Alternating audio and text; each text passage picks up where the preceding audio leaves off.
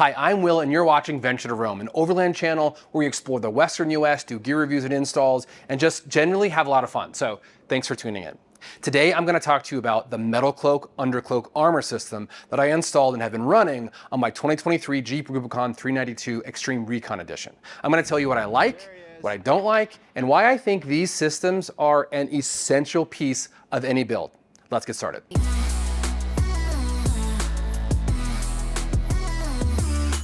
So let me start by telling you that MetalCloak is a sponsor of this channel. It's something I'm actually quite proud to tell you because the people that work there are top-notch and they give back to the community in meaningful ways. However, this is not a smoke-blowing, rose-colored glasses review. There are things that I do not like about this system, and I'm gonna be honest with you about them. And what I love about MetalCloak is that they wouldn't have it any other way. So, let's take a look at my 392.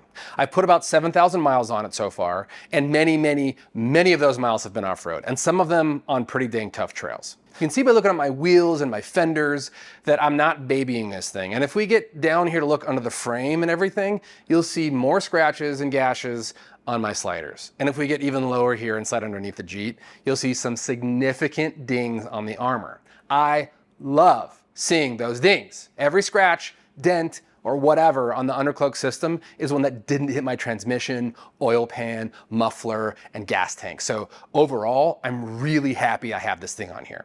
But let me dive into my full review. The installation on this thing was pretty straightforward with a few exceptions. Now, I'm lucky enough to have a friend, Nathan, over at Outdoor Auto, who has a beautiful shop with a very nice lift that I could put my Jeep on for this install. But it could 100% be done without a lift. It would just be a little bit harder. You'll need some basic tools, mostly an impact driver in my case, and MetalCloak gives you all the hardware you need to put the system together. You start by removing the old skids, which I hesitate to even call skids or plates or anything. They are a total joke. Don't think these things will do anything to protect your Jeep. Once you take them off, you realize just how crappy they really are. They're lightweight, terrible coverage, catch points everywhere, so it's just bad. The UnderCloak system goes on in sections, and the sections overlap, so there are no edges that might catch rocks while you're moving forward. Even the bolts MetalCloak gives you are countersunk to prevent catching. The transmission cover was pretty straightforward to install, but the motor mount brackets for the motor skid were difficult. Now, this is not MetalCloak's fault. It's the 392. The engine is so big in this thing that the motor mount bolts are almost impossible to get to. I approached them from underneath, but my friend and Patreon supporter Lehman Upfit told me it would have been easier to access them from the fender well or coming straight down on the engine bay. In any case, something to be really careful about is that the starter wire runs along the driver's side very close to the motor mount bolts.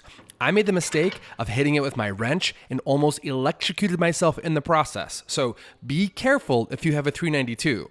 I don't think this is nearly as much of a problem with other engine types. Putting the gas tank skid on was pretty straightforward as well. There are a few mounting bolts you have to attach, but it's not complicated. The muffler skid gave me a little bit of heartburn, but that's probably because I had to mount it at home and didn't have a lift. It has 4 brackets that attach to the main skid. It's pretty straightforward, just a little tight in some spots. So that's my experience with the install process. You can definitely DIY it. It just takes a little bit of muscle, a little bit of fighting bolts and stuff like that, but it's totally doable.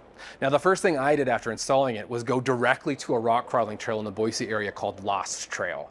Now, this is easy to moderate trail. It's not very extreme. It's out in the Owyhee Desert. We were also testing out my best friend's new MetalCloak Game Changer suspension, but you can see that review in a separate video. So let me tell you a bit about how it performed after the install. As much as I tried, I didn't really encounter any areas where rocks scraped the underside of my Jeep. But I will say this, it gave me a ton more confidence knowing everything was protected. Then I took it on some harder rock landing trails in the central Idaho mountains, and this is where it really shined. Let me be clear, I am not a rock crawler. I'm an overlander who also does some rock landing, so the use case I'm about to show you is relevant to both rock crawlers and overlanders, I think. First, I took it to Washington Basin, just outside of Stanley, Idaho, and along the way, there was a particularly gnarly creek crossing where I took a bad line going up and a bad line going down, where I hit my transmission skid pretty hard, but the UnderCloak took the hit and slid off to the side. No catching, no damage to my very expensive Jeep. The next day, we took it to Boulder Basin, which is a trail that turns into a creek as you climb up to about 10,000 feet to a lake and a ghost town up there. On one stretch of the trail, the rocks were so loose and the creek was so wet that my tires sunk down and I got high-centered on a big flat rock. The UnderCloak took it no problem. And you can see here, when I finally did get traction to move forward, I hit the muffler skid pretty good. No damage. Later on that trail, we hit a few obstacles that caused the rigs to be both off camber and a pretty good pitch angle going up. I didn't hit much, but when we came down, I got onto 3 wheels and then slid on the UnderCloak a good portion of the way down. Now this was because I didn't have a great approach to this obstacle and wound up in a crappy line. Something that happens a lot, especially if you don't rock crawl very much like me.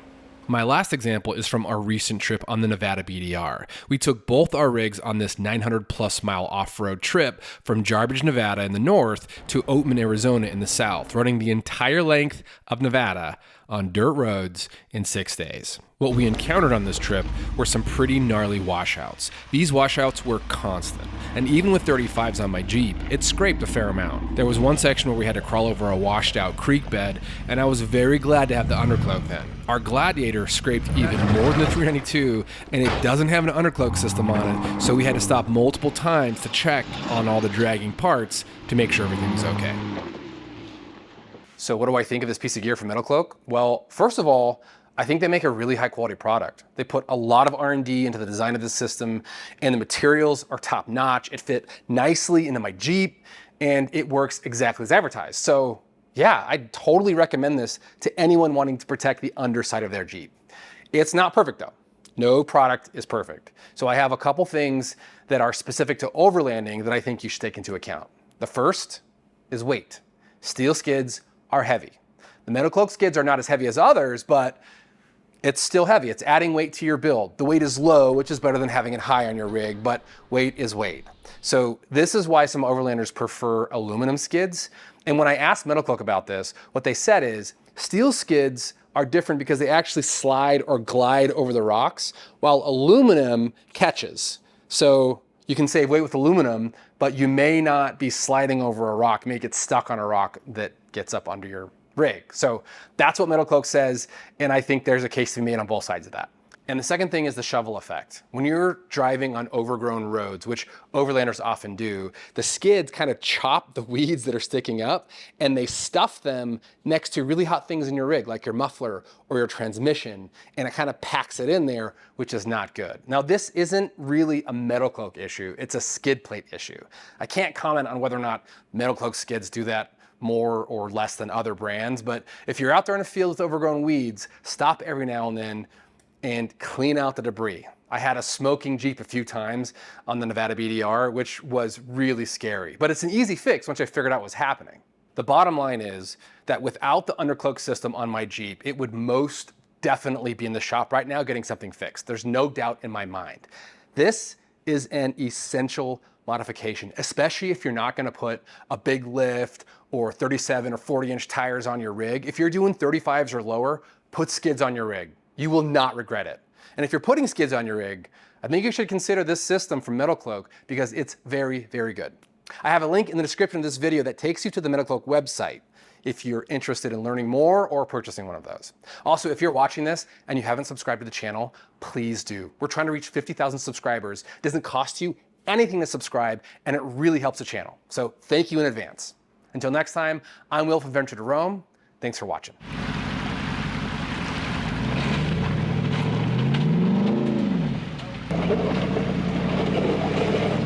There he is.